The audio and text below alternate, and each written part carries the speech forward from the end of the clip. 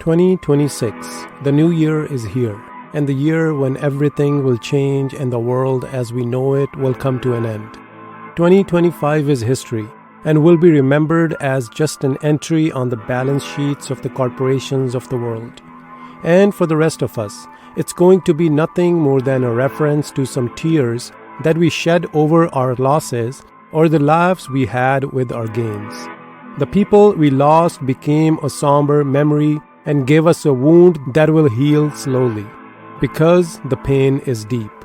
Charlie Kirk, Sarah Beckstorm, and thousands more lost their lives in the US, in Gaza, in Ukraine, and all over the world due to stupidity and arrogance of some other humans.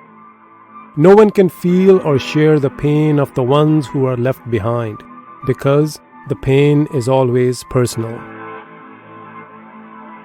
With the US attacking Venezuela, toppling its government, getting ready to do the same in Iran and reshape the Middle East politics in Israel's favor, and still advising Russia not to do the same in Ukraine, what can we expect from 2026? Who's going to stop China from taking over Taiwan now? No country is safe from their neighbors and the superpowers if they have any resources. The oil in Venezuela, the technology in Taiwan, and the rare earth minerals in Ukraine. Canada and Greenland are next on the agendas of the powerful.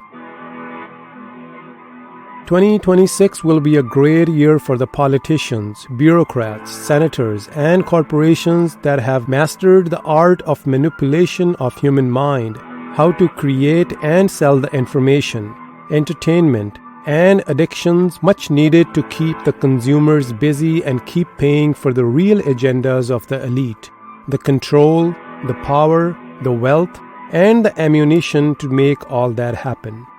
And 2026 will be a bad year for the farmers who grow food, the taxpayers that operate the structures of the nation, and small businesses not eligible for loopholes.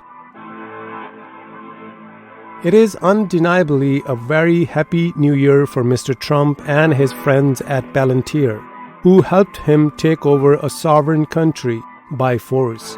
Yes, the country was in trouble with the mismanaged political structures, and so is the case with so many others like Iran, Syria, Lebanon, Sudan, Congo, Haiti, Afghanistan, Myanmar, and so many more, where life of a common citizen is very hard, and it is becoming harder and harder to earn a living and raise a family. And above all, if the situation is the same in our own so-called developed countries, instead of resolving the issues of our own people, why are we putting so many lives at risk to kidnap the leaders of those unstable nations, without even thinking about the consequences of such actions? So many dreams shattered for the people of Taiwan, Ukraine, and so many others who were hoping for the miracle to happen. Because there is no one coming for their help anymore, but everyone is coming for their livelihoods, their resources, and their land. With the beginning of 2026, we have entered the age of colonialism once again. But this time it is not dependent on the swords and rifles. This time it is run by technologies far more efficient than human intellect, controlled by individuals sitting in their luxurious palaces and corporate boardrooms, and are capable to annihilate any country within minutes with just one click. It took human civilization 2025 years to come to this point in history. We categorize the timeline of human civilization based on the birth of a prophet, and we started a new journey into the future that has brought us to the technology we have today. Only if Jesus had such resources, we would have been living in the Garden of Eden again. But here we are, ready to nuke the Garden of Eden we are citizens of. Here we are, hunting our own kind for the kill, for the fun, and for the business. The verdicts will be given again by the rulers for the crucifixion of truth, knowing that the pain that will take birth from the cross will go far and deep into generations to come, knowing that their own children will be growing in the same world where those seeds of hatred will grow to bear the poisonous fruit. Why are we not worried about what our next generations are going to eat, or if they will be able to afford to eat, or if there will be something to eat? Why are we not worried about the air they are going to breathe in and the water they are going to drink? Why are we not concerned with the automated facilities growing food in the Petri dish? We are connected with food through life, and if we take life out of our food, there is no life. Mars is still a dream of the crazies. Earth is the only refuge we got, but we are determined to ruin it for everyone if it doesn't work for us. We have enough. We have more than enough on our planet for every single human being alive and generations to come, if we stop the lunatics from hoarding everything for themselves. But who's going to take charge, and how are we going to stop them? The answers we will find in the eyes of our children if we find some time to look, who are still confident that the elders have got it. The world as we know will never be the same anymore, and there is no guarantee if we will be able to wish our loved ones a happy new year on this day in 2027. The wise ones are active on social media, distracted as usual, and as planned by the regimes in power around the world, unaware of the threats looming on their own existence.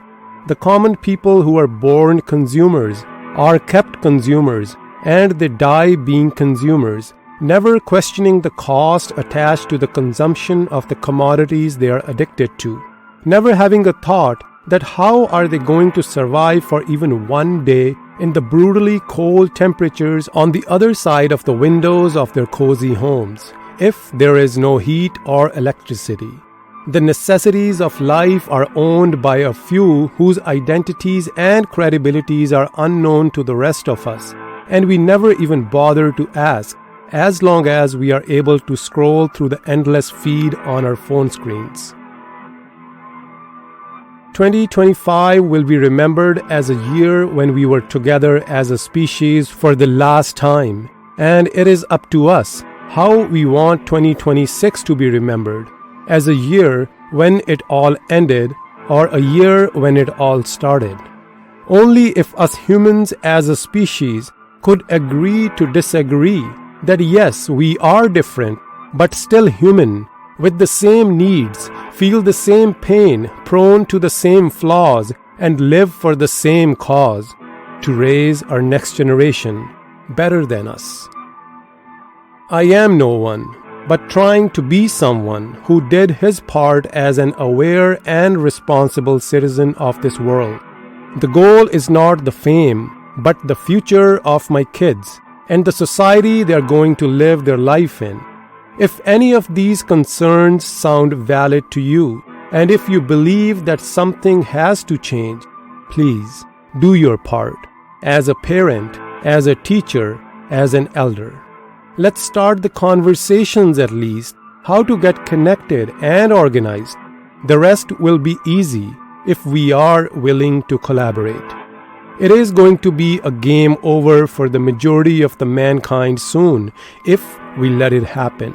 We have come too far and can't let some self-obsessed, egotistic, and greedy individuals take us back a century.